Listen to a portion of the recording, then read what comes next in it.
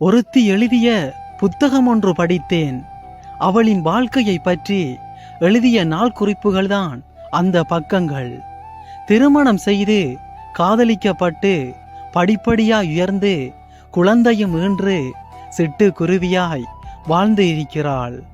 கணவனின் அணைப்பில் உலகம் மறந்து அவன் உயிரையும் சுமந்து சுதந்திர பறவையாய் சிறகை விரித்து இருக்கிறாள். காகிதம் கடக்க கடக்க கண்ணீரின் வாடை அடித்தது.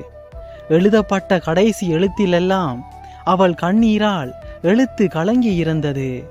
ஒரு இரவு அல்ல, வருடம் கடந்த இரவுகளிலும் பலமையாக இதுதான் நடந்து இருக்கிறது.